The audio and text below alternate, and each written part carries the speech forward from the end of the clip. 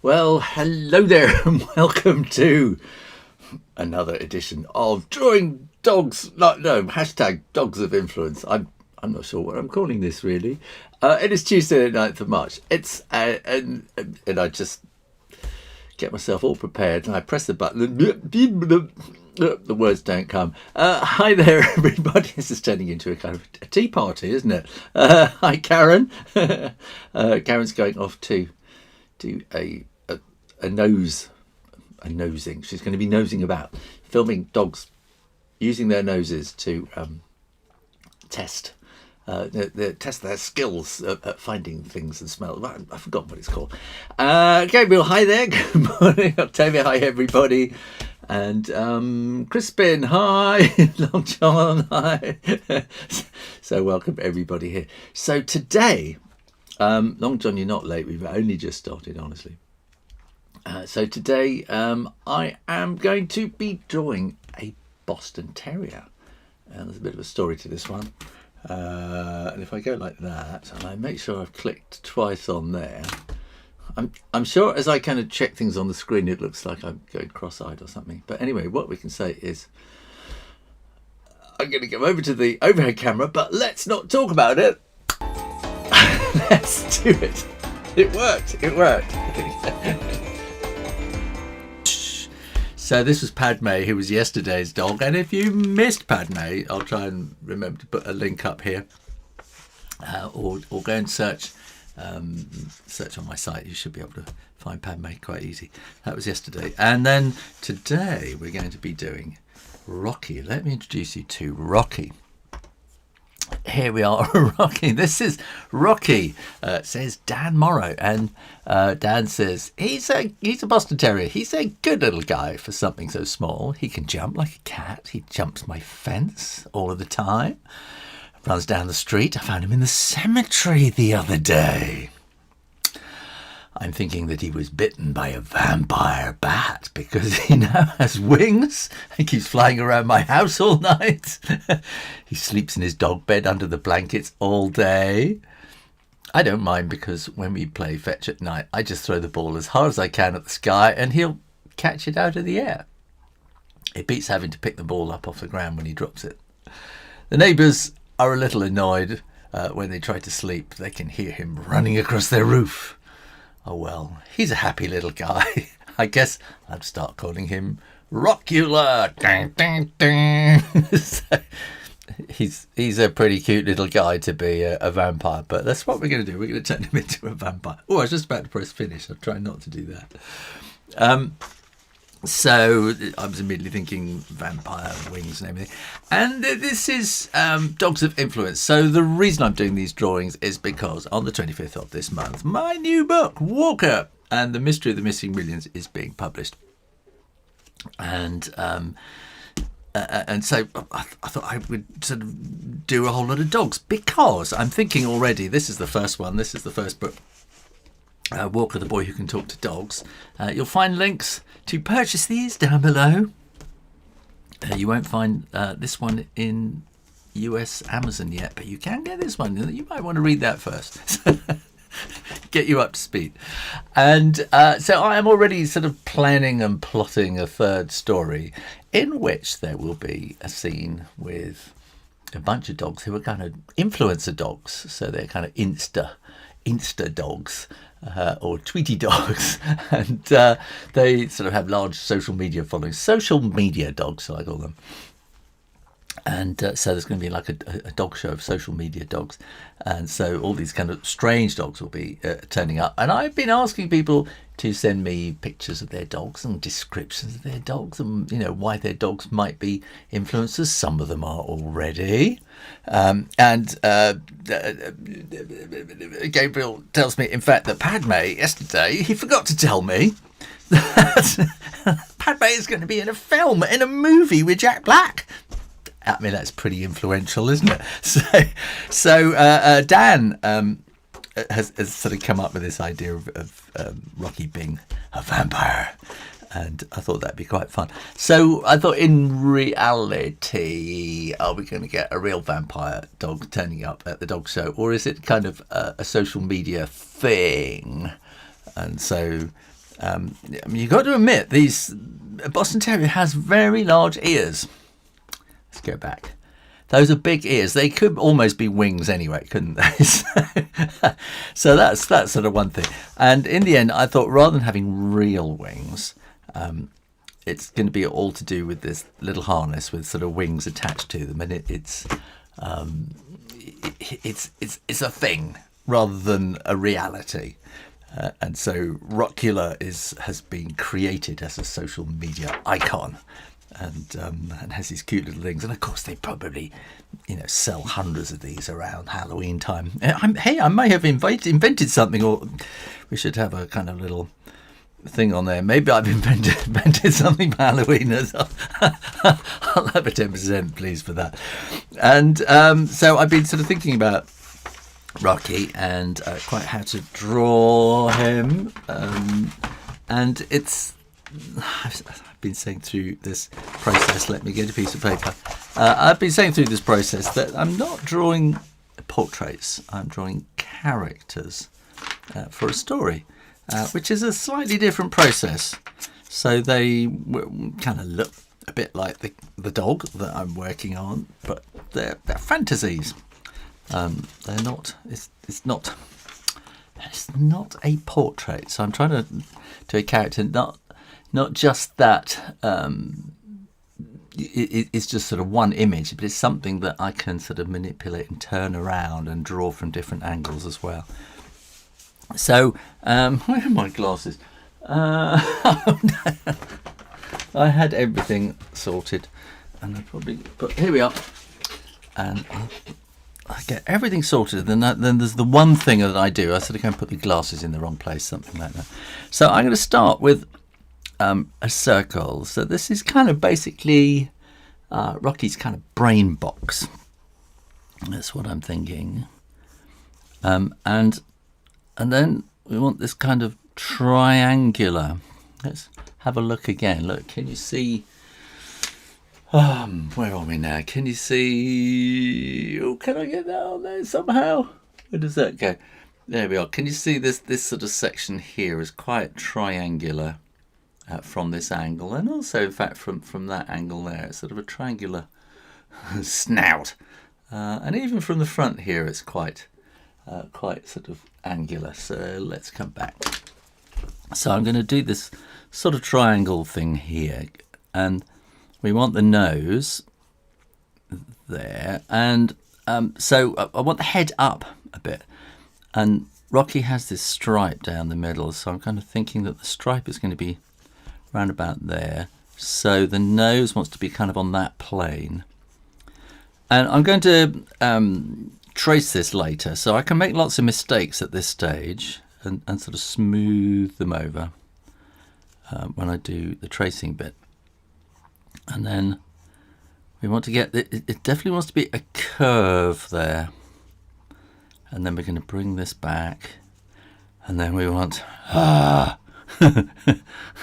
the mouth sort of coming down like that, and then that will be probably coming around about there, and then the eyes are very much sort of right down sort of near the nose, and over on this side it's going to be much more squashed. So here it's going to be quite circular, here it's going to be more elliptical, and we're going to want the eyeball about there. And we probably normally would see some teeth about there, but we need to add some vampire teeth, and I think we need to make this bit more of a sort of a Joker smile kind of thing going on there, and we'll have sort of quite big fangs down below as well, and I think we're going to have a tongue in this one, so the tongue sort of sticking out like that, and then this bit here, so you get this lovely curve. So it's almost like devil horns but not really. So the Boston Terrier, it's like an ogive shape, so you got that curve goes there like that. It's a standard distribution graph kind of thing, isn't it? And if you remember your math lessons all that time ago, they have these very big ears. I think those are a little bit too big, and and they'll sort of come around like that. So, you know, they could be, you know, they could be wings on on their own, couldn't they? So, so I think it's just a little too vicious. So I think we need to just add a little bit of a sort of a hint of a smile in there with the eyes, and we'll just bring it so it's not quite a circle. There we are, and then make that a bit. Maybe put a little bit of a cheek in there as well. Maybe that should sort of come about there. And then they got stocky little necks and stocky bodies. So we're going to have the sort of body coming back sort of down like that. And stocky necks and stocky chests as well. So it's going to be something like that. And Rockula is going to have this harness thing. So that will be looking something like this, and then that will come around. So we want the legs, and got quite sort of chunky forearms, which then sort of come down to the ankles, and then we have our little carpal pad down there. See, I've learned so much about dogs doing this. And then it's very much sort of on his tippy toes, so that would be sort of like that. And again, we're going to want the other leg sort of coming down like that again, sort of coming down a bit. I think we're probably only going to see 3 toes really on this side, maybe like that. A little carpal pad coming back to there, and then we want this back leg coming to the ankle. So I've been showing this is, you have your shoulder blade there, and that's the upper arm, and that's the shoulder, elbow, and then this is the wrist down here, and your carpal stuff and digits right at the end. And here you have the pelvis and the hip to the knee, which usually sort of comes about, he's sticking it back a little bit here, so it'll probably be going to about there.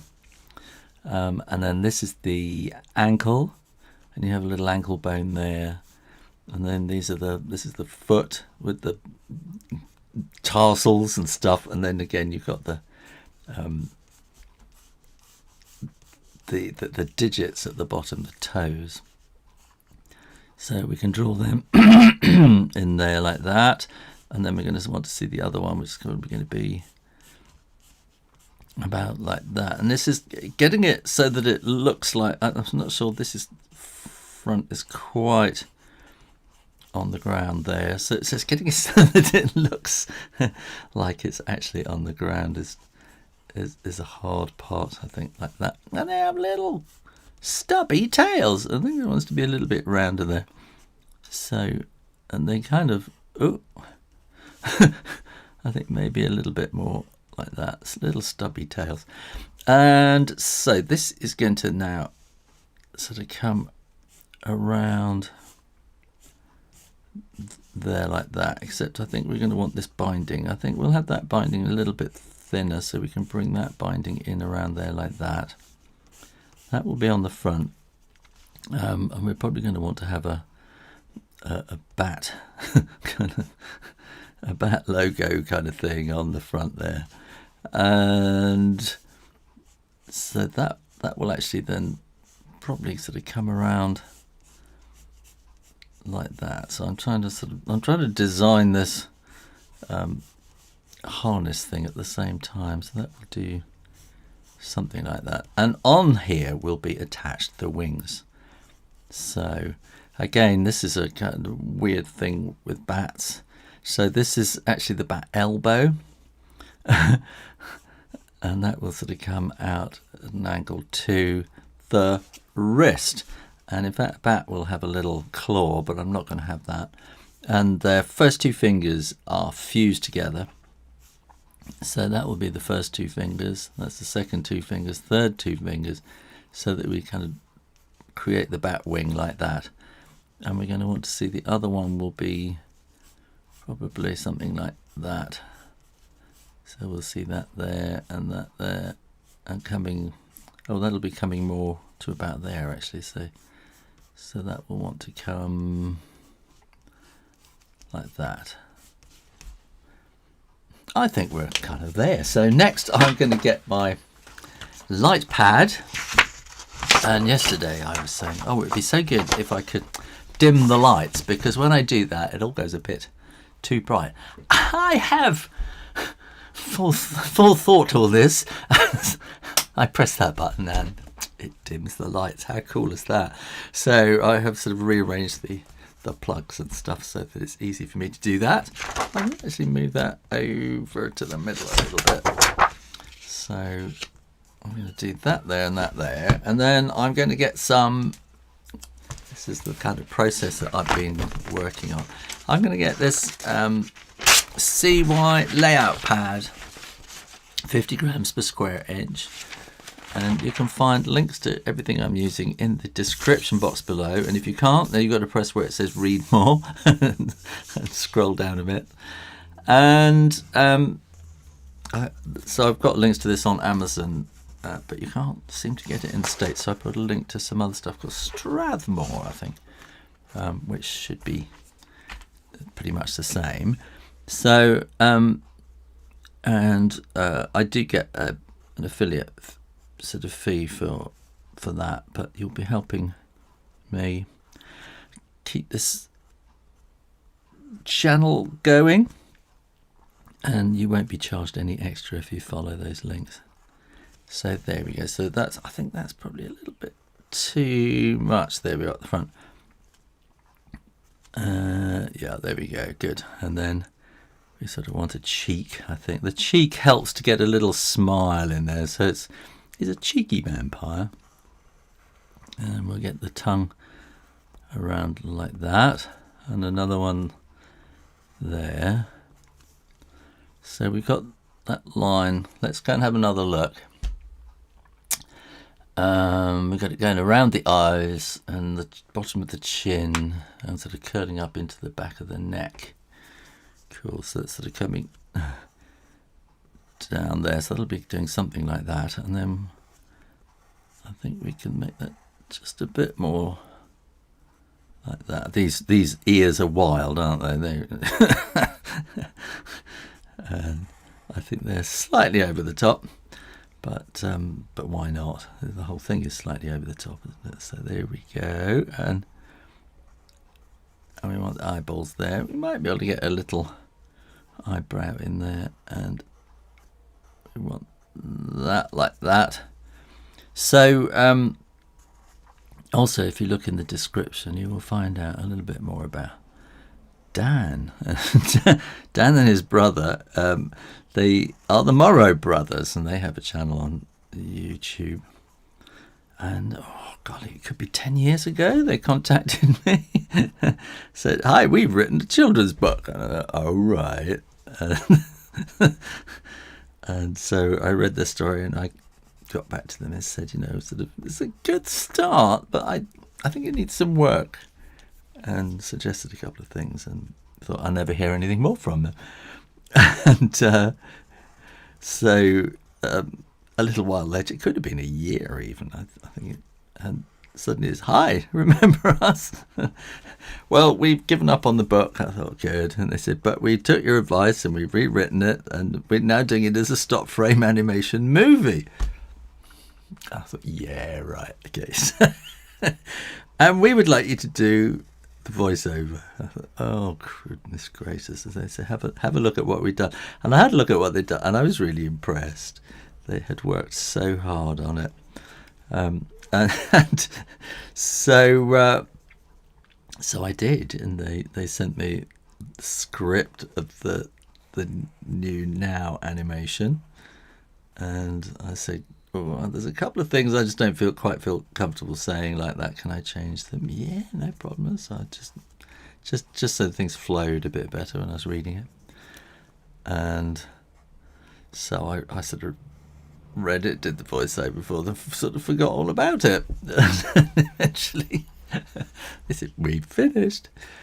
And so in the end, I've done about 3 animations for 3 voiceovers. And quite often people on here in the chat, they say, you should do voiceovers. So I have done voiceovers. And you'll find a link there. Don't go now. Wait until this is all over. And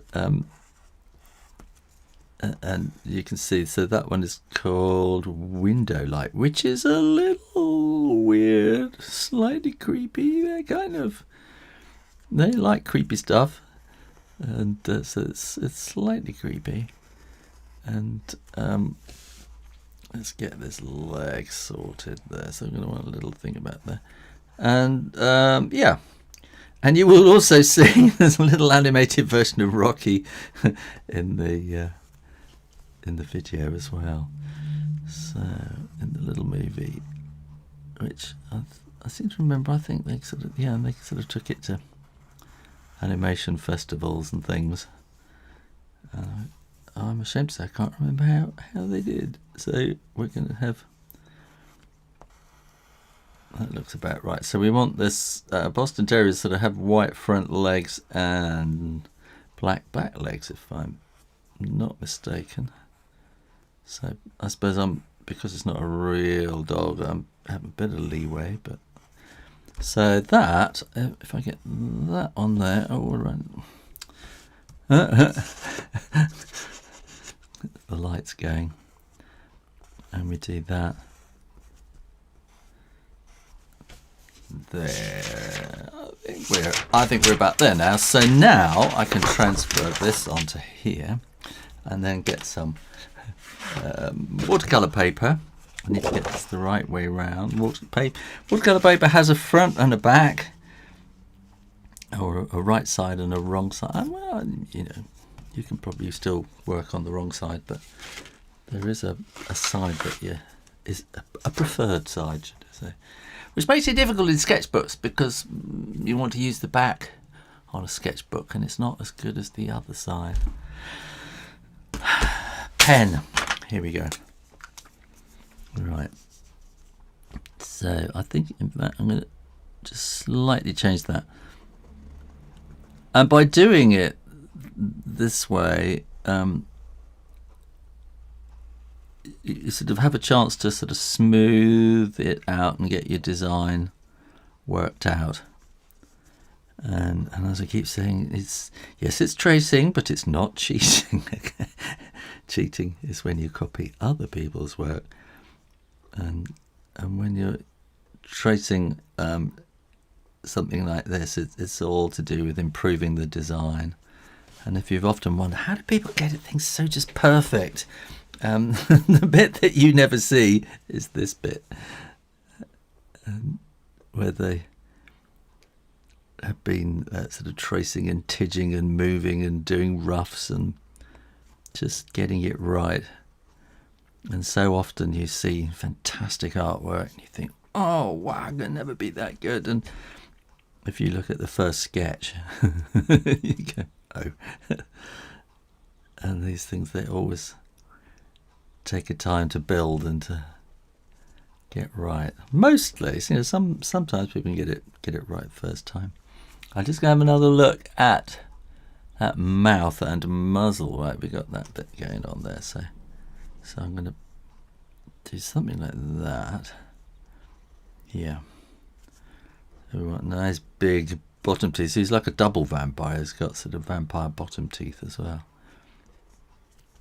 And I'm not quite sure what has actually happened here, whether they've taken Rockula to the veterinary dentist and got his teeth sharpened or something, or whether they've been sort of glued in with super glue, or whether that's how Rockula was created. And maybe that's what makes him so look so like a vampire, that inspired them to make the vampire harness and create the vampire persona. That's the word I'm looking for. And we'll bring that into there. And this is a kind of a Batman thing, isn't it? So I better try and make it, yeah. I'll probably get done by Batman now for having drawn that. It's an homage. It's an homage to Batman. There we are, because it'll be Rocky's favourite toy, probably, as a, you know, as a toy Batman who he likes to sort of squeeze and hug and do things. There is that picture there, isn't it? I haven't gone back over. Sorry. There we go. I imagine there's lots of things on there saying, can you lots of comments saying, please, can you change the camera angle over? And so there we go. Oh, there's funny little tails that they have. And like I say, do put thoughts and comments down there. I'm just going to keep drawing, and then at the end I'll come and see what you've had to say, and I'll kind of answer any questions you have about stuff. I think it's going to be kind of like that. He's very much on his tiptoes. I'm going to have little claws, I think, as well. And I haven't quite planned that out, have I? So if I do something like that, and then we got that coming around, that will come around. We want some stitching around there. I think we probably want some stitching in there too, just to make it sort of look like it's kind of that banding that you get around things. Like that. And then we'll have that sort of going there. You see, if I had more time, I would play with this and play with this so that I could get the whole of that, maybe sort of move the head forward a bit so that I can separate and not have to have that hiding behind there. So we could see it, the whole thing. And that's where the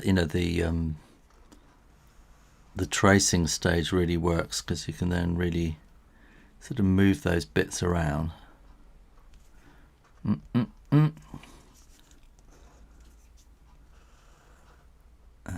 that'll be there, that'll be there. So tomorrow is going to be the Wednesday drawing show, and it's going to be dogs again, but it's it'll be slightly different because Judy will be here rather than just out there. I'm thinking Judy's there, and so Judy will be here so she can tell me off when I'm getting things wrong. And there. So now I can turn the lights back on. Ta-da! And I can get my paints. And this is where it's going to be difficult. And I'm thinking I've been so good not using neutral tint, but this time I think I might, because there's such a lot to do here. And I'm going to take that down again, just so that it doesn't move out of shot. And let me have just one more look at door. I gave him bright red eyes in the little sort of intro thumbnail kind of thing. I'm wondering whether to give him bright red eyes again. I think you'd be allowed to do that, wouldn't you? So he has sort of bright red contact lenses. that would probably get you, done by the RSPCA, or is it American ASPCA? Do you have an ASPCA? But anyway, let's see what happens. So I don't know why I'm starting with the eye. So I'm going to leave a little bit of white there, like that. And then I'm getting some stronger red, and I'm just going to drop that in around the white and then let it sort of flow down. And the same thing here. So it's kind of pink there at the moment, and then stronger red to just sort of drop in and around on the top there. I'm going to get a bit of crimson there as well, I think, just to make that darker. And drop that in there. There, that's quite sort of nice and liquid. And I've got neutral tint in here, And I'll show you neutral tint. Let me get another piece of paper. So neutral tint, it's just a kind of a bluey grey. And that's all that it is. And it's just ready mixed, which all I've been doing this week is to get fairly similar. I've been getting burnt umber and French ultramarine, and if you mix those together, need a bit more blue. See, it's all about getting the mixture together so that it's about right. So need a bit more blue. So, oh, that's quite brown actually, isn't it? So let's try. So there's sort of similar-ish. So you're getting different greys like that. Oh, I might stick with that. I'll stick with this. I'll be brave. It's interesting to see the difference. And I'll just have one more look inside those ears. They're a bit paler, aren't they? Yeah, good. And so I'm going to start with a sort of I'll put a pale bit inside the ears, like that, and let that dry a bit. Like that. And I'm trying to think what I think the harness should probably be red, with dark red binding on it, probably something like that. So that's going to be quite dirty, so I'll clean that there. This is a water brush here, a Pentel Aquash water brush. The water's in the handle. As I squeeze it, not too hard, just very gentle pressure, the water then flows through. And while you're painting with it, you don't need to squeeze. It should just flow, and the more you sort of squeeze it, you can kind of block it sometimes, which you don't want to do. So that's looking a little too hard, so I'm going to wash some of the colour out so that we get a very pale sort of tongue pink, which I should have left a bit of shininess. There we go. And maybe just add a little bit so it's a bit darker at the back there and a bit around the front. I was saying yesterday about having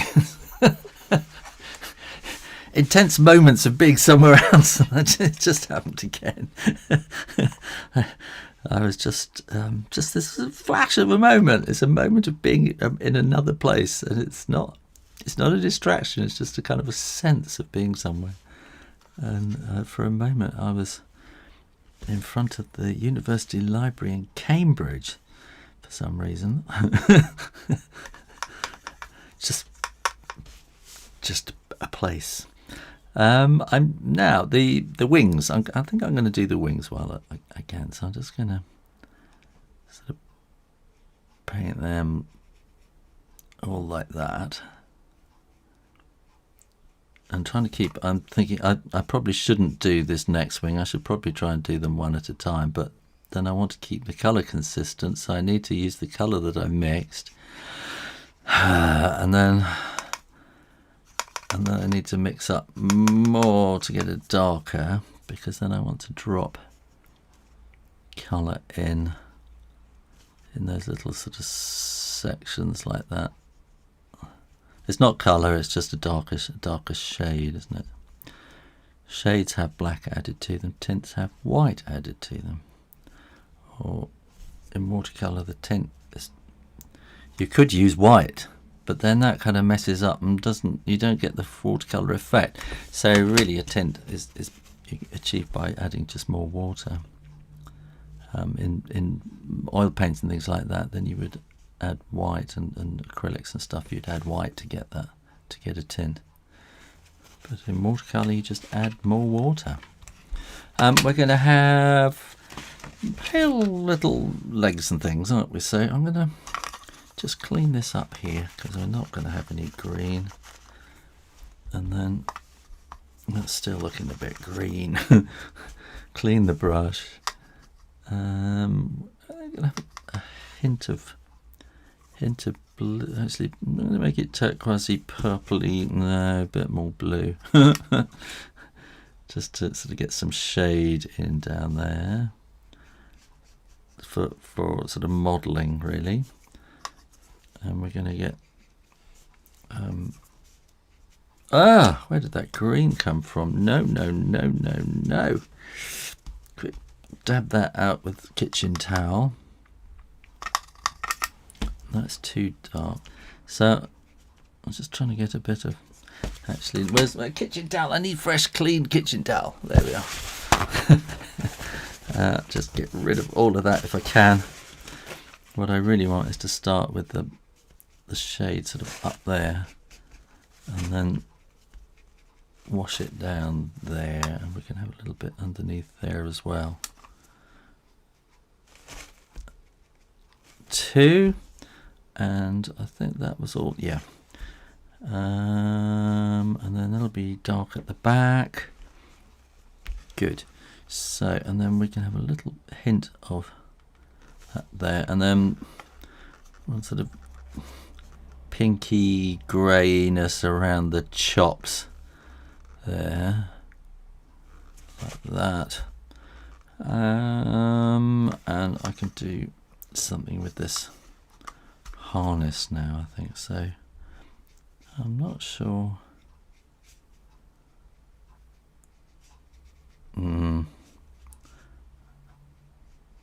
I think this is the kind of thing. So this is so I haven't painted Rocky at all yet. So, and I think this is the kind of thing that I'd have to do lots of little test sketches and painting to get the different colours. And I think I probably have to look at lots of different dog harnesses to see how they work. I did a little bit of that today, but I think to get it looking absolutely right, needs a bit more research, I think. And we get a bit of that, so we get a nice kind of scarlet in there, which is not going to, which is going to dry a bit paler than that, I think. Sometimes you get reds and you put them, oh, that looks so lush and red, and then it dries not so well. I think maybe while I've got that there, I can just sort of make that a bit darker inside. And we're going to want some kind of dark, kind of reddy, yucky colour inside there as well. And underneath the tongue, we could probably make that a bit darker. So I'm still feeling nervous about mixing a colour. I think I am going to go for neutral tint when it comes to it. And we're going to need a little bit of shade. I want a bit more blue in there, I think. And you know, it's going to be tempted. Somebody's going to go on, put some blood on the teeth. And I might not do that.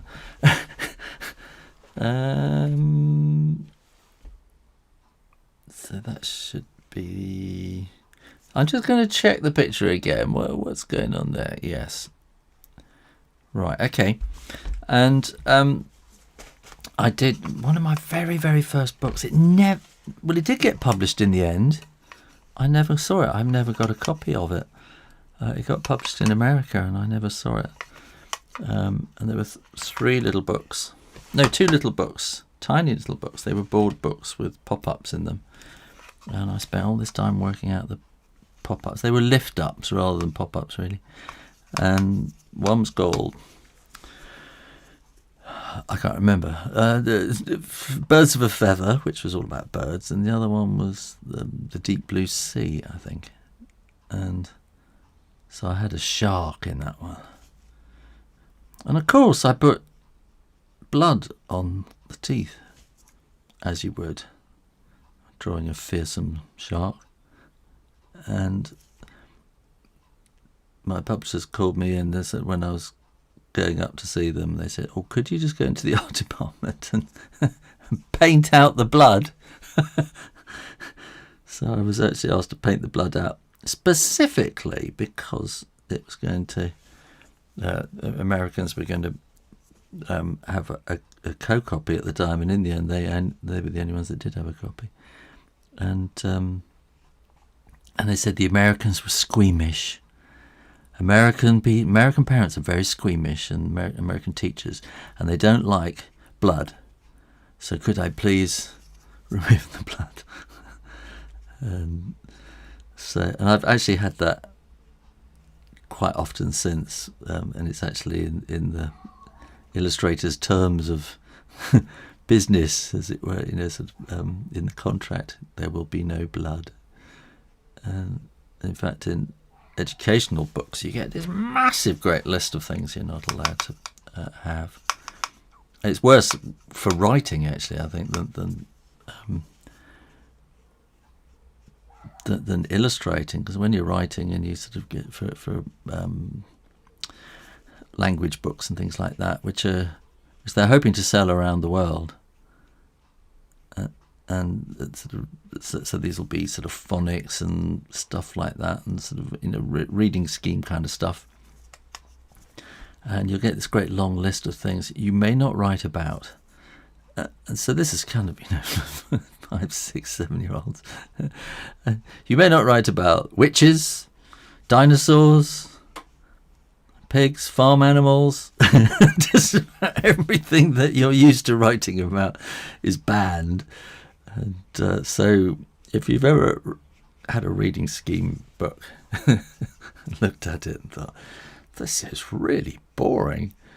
Yes, it is. So the language is really boring because it's sort of, it's not about it's not about sort of beautiful writing. It's about using words that children can understand at that reading level, and so you have a limited vocabulary, and but you have this limited set of themes that you're allowed to work on. So yeah, I think. Oh, sorry. Yes, that's going to be. So, that's going to be Judy texting me. Sorry, thank you, Judy. And so, where was I? Yeah. So you end up with this great long list of stuff that you're not allowed to write about, and it all becomes a little bit bland. Because you just don't want to be causing offence, because some of those big reading schemes are going into all sorts of different cultures around the world, and it has to sort of kind of fit in. There we go. Sorry about that. I think we're kind of. I think we need to get a little bit darker in places. So this is watercolours building up. It's about building layers. And I'm not using black. So the Boston Terrier is black, and you'd obviously sort of naturally think, oh, look, I got black in my watercolour box, I'll use that. And you don't want to use black because it's just, it just doesn't work with watercolour. It just makes everything, it just dirties up all the other colours, and it just sort of punches a hole in the paper, a visual hole, not physically. It doesn't actually kind of make a hole in the paper, but it keep black away from watercolours as much as possible, and then maybe right at the very end, if you need to make something really dark, then you can just sort of touch things in.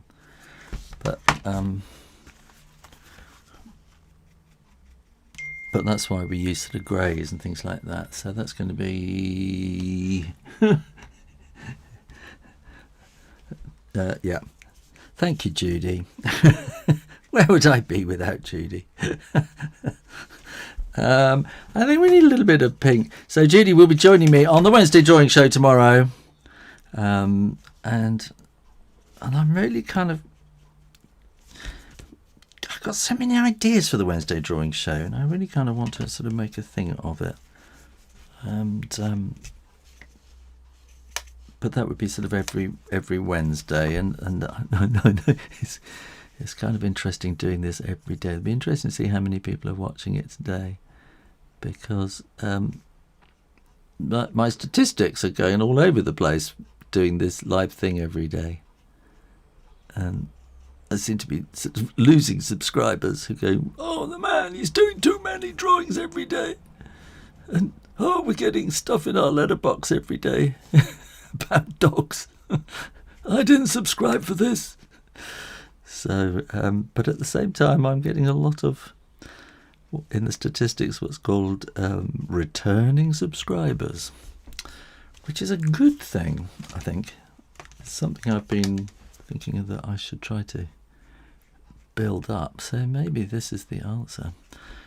And I can ask you this question in the chat. Which would you prefer, having a live video or sort of a well edited one, which is more exciting? And then, I know Judy's probably also going to say, mention Patreon. And so Patreon, I now have, I could show you. Where are we there? I need to go to there. Patreon. Go on that one.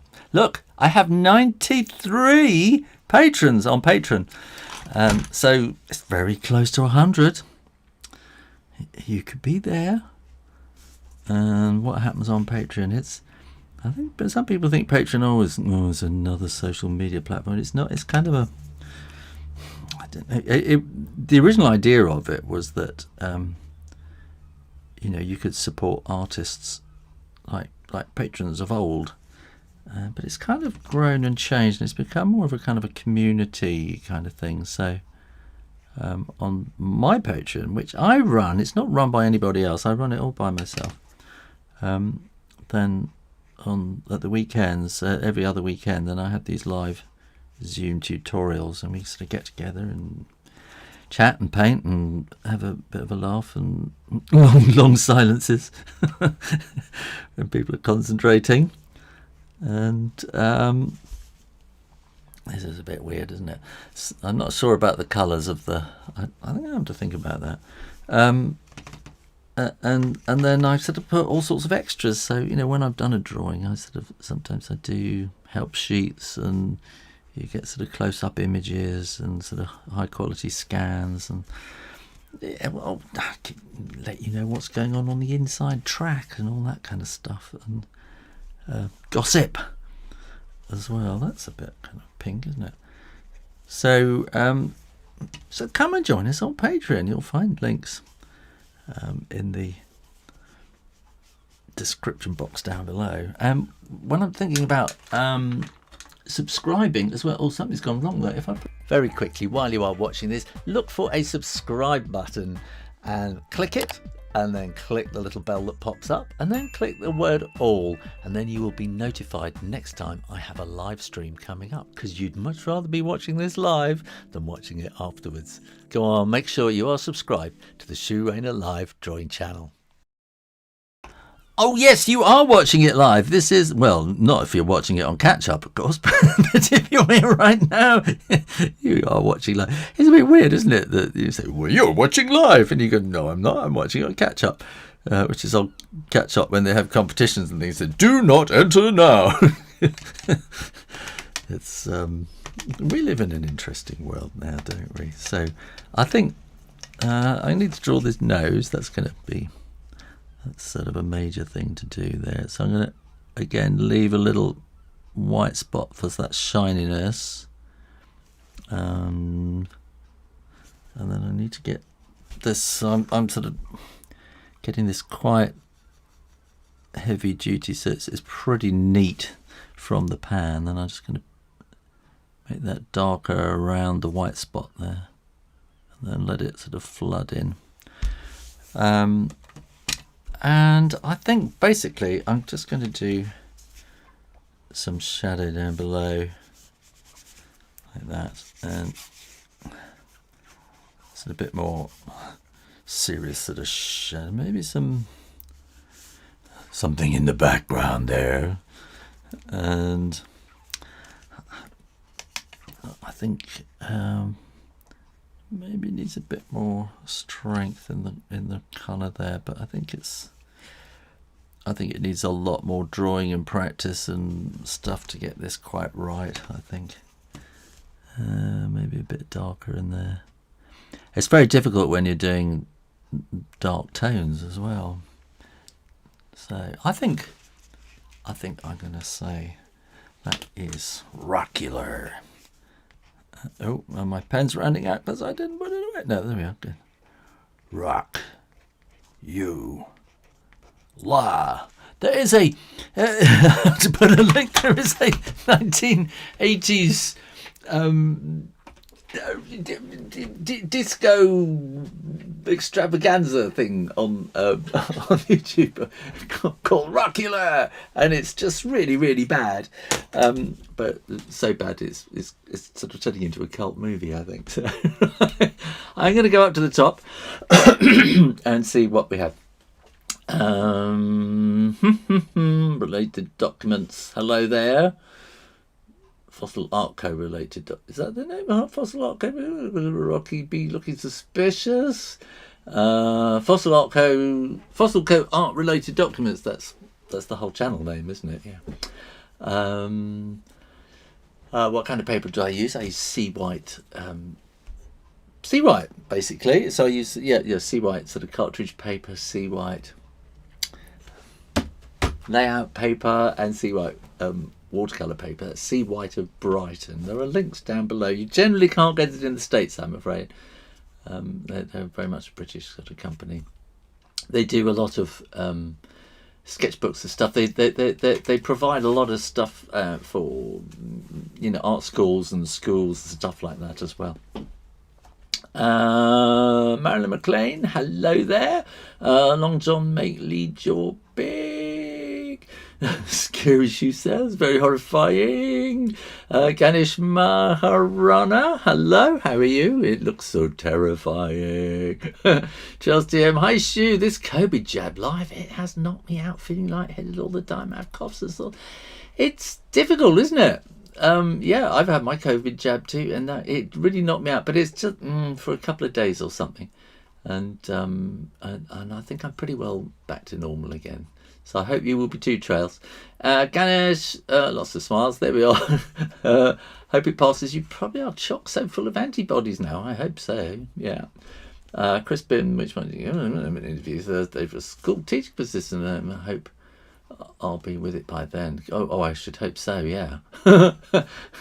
Must wait 12 weeks for the last jab. Yeah, same thing here. Crazy thing, government site says there's only 3 weeks wait if I have Pfizer. Everything's different, yeah.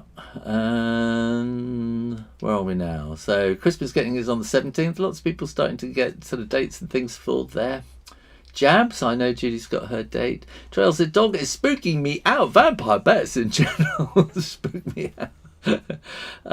Judy says, hope Rocky isn't watching. He might get ideas. I think Dan should start worrying if Rocky refused to go out for walkies when the sun's out.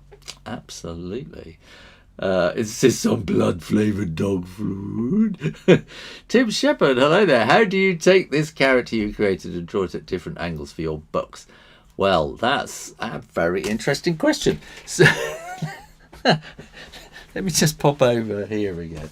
So, I think so. I've been drawing a few dogs, and then in my, in the dog book here, I've been drawing quite a few dogs, all from different angles and things. So, if for instance I was thinking of, we'll have Rockula going the other direction, say going kind of that way, and flying, then I'd have to kind of think, sort of pause, and it's kind of working out the all these bits. You've got sort of chest, and that would be so you can work it out with sort of, you've got sort of knee joint ankles, so you can have sort of weird things going on with the legs there, a little tail, and And I've sort of worked out there's very much this sort of curve thing going on here. So that would be more kind of like that. There's this S shape going up there. And the more you kind of draw a character, you sort of just sort of get to know them somehow. And I might sort of put more sinister eyes in, and the nose that's sort of coming up there, and the teeth. And it's just kind of, you know, sort of, it's a bit of anatomy, and it's you know, being able to, I suppose I could have drawn it that way, but I'm thinking that these wings are going to be sort of out there, I suppose, like that. So I'm sort of imagining you've got this sort of downward movement, and it's you know, you've got this head will be going like that somehow. You've got the body. The body is a blob, and that it is sort of like a ball if you think about it, and it's got that kind of a shape to it. And then you can work out that the shoulder blades will be about there, so that the elbow goes back, the legs go forward, elbow back, legs forward, and here you've got the pelvis, so the knee goes forward, the legs go back, legs hanging out, and a tail at the end, and then you kind of build things up on the top of it, and I suppose that takes experience and a lot of drawing to start getting fluid at sort of drawing from different angles, if that makes any kind of sense. Tim, there you go. Sharon, it says bonkers good, thank you. Judy says, in the garden, joy of iPads and not being on the camera. Fantastic. It's greying over here, Judy. It's probably going to be greying over on your ways thing. So, Sharon CR, so darling he is. Blood eyes. Judy, will you draw with Shoo one day? That'll be interesting. We have little chats every now and then. The Morrow brothers go, Rocky! Irina Magea, hi. He is so cute. Oh, golly, Trails, I do feel a bit embarrassed. I do draw it in the Patreon Zoom sessions on a Saturday, yeah. So, cool. Would love to see your drawings. You have a platform like Instagram or something we can see, Trails says. Judy has something bigger than Instagram. We're going to talk about it on the Wednesday drawing show in 2-3 weeks' time. So you could sort of hold it in. It's going to be exciting finding out all about what Judy's up to. Pika, that's so cute. Pika. Karen McMillan, we are not squeamish. Janica, good heavens, he's turning into Christopher Lee's dog. Get the garlic. Thanks for the tip on black, says Sharon CR. Barry Sounder, hello. Sharon CR, who's Judy is in the big shed art, sorry. There we are. Trails TM. Actually, that amount of onion and garlic anyone be gone from me. Exactly. There we are. Trails live and unscripted, please. You prefer that? Yeah. Judy is the goddess that controls all and sees all. Karen McMillan says, you prefer light. That's interesting, isn't it? Just keeping an eye out for the trolls. Thank you, Judy. Trails TM. Be gone, vamp. Alejandro Moraga, hey, big shed. Octavia, I think the live video is more organic, and the fact that we can communicate with you on chat is good for learning new things in an unscripted way. Alejandro, why do I have a wrench at the end of your username? I didn't think I did. Charles, the wrench is like maintenance. Oh, I see. There we are. Yeah. She says she can zap unwanted comments. Crispin Dry, Thor has a hammer, Judy has a spanner. Boom, boom, boom. Alejandro wants to know, what is zapping? That's zapping. Yeah, she don't take no bleep.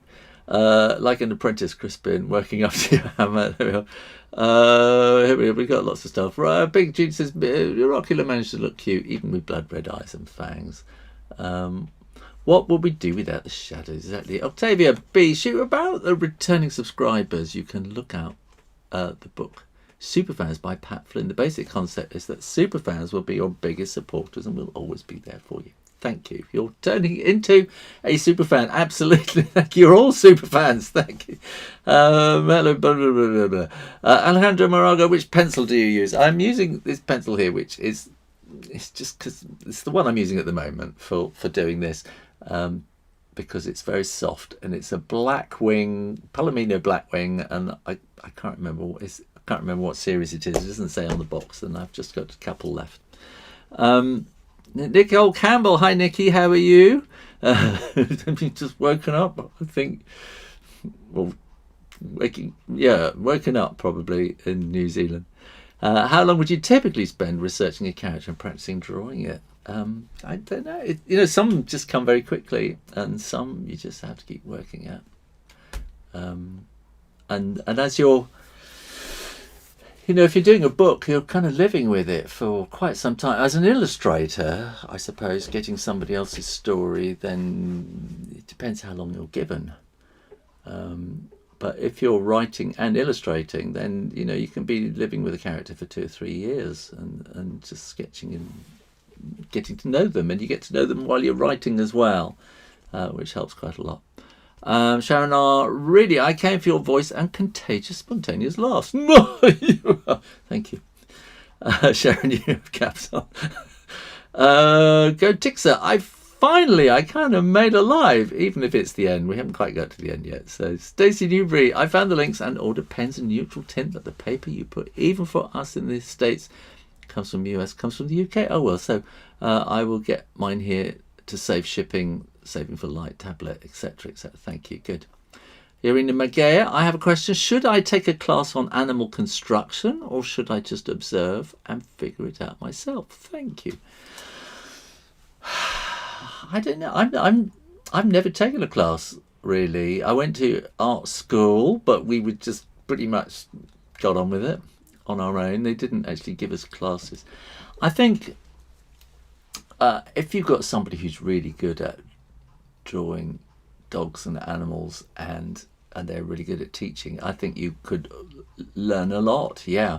And observe, draw animals live. It's really good to draw them live or from video, and then also from photographs. The temptation with photographs is like what I'm doing here. People are sending me photographs here. The temptation is to make it look like the photograph, whereas if you're live, then you're drawing something that's moving about and you're getting to understand what's going on. Whereas if you're drawing a photograph, you can't help it, but you tend to just kind of recreate a photograph and don't learn everything you could about it. So if you've got a good teacher available and a good course available and you can afford it, I think that would be quite good.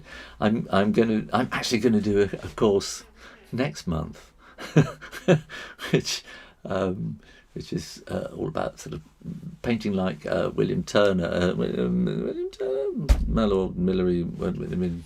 Turner. Anyway, painting watercolour like Turner, which is a very classic English sort of watercolour style. Because I keep having taught myself to illustrate, and now I'm kind of sort of spreading out into slightly different things. I thought it'd be really interesting to kind of learn all that stuff that I never did. Izim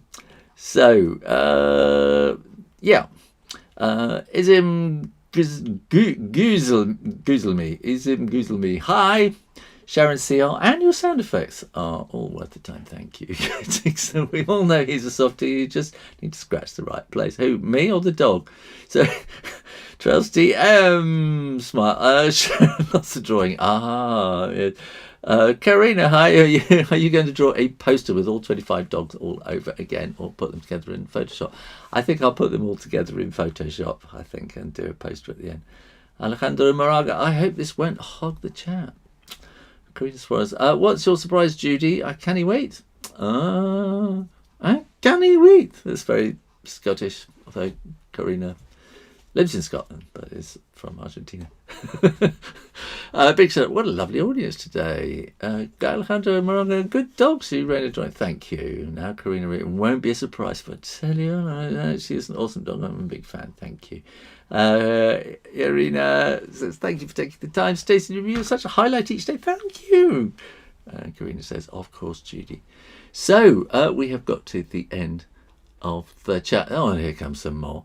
And we got Tom Frog just got back from 10 boring hours of school. I'm sure he was innovating, really.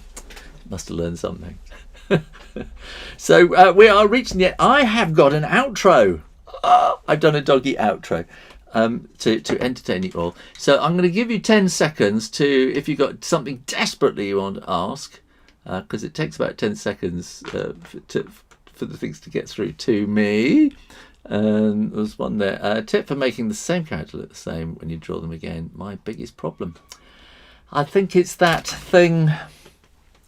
I think the tip for making characters look the same is to get used to shapes like spheres, and the body is a cylinder basically, like that, and you can sort of learning to draw cylinders and things like that. Arms are cylinders, and learning to draw them so that you can draw them from lots of different angles, and then you kind of draw the character as a skin over the top, and making the character very simple, and having definite kind of what I call character identifiers, so that hair will always sort of be in the same place and things like that, and then you have to learn to be able to draw that hair from different angles.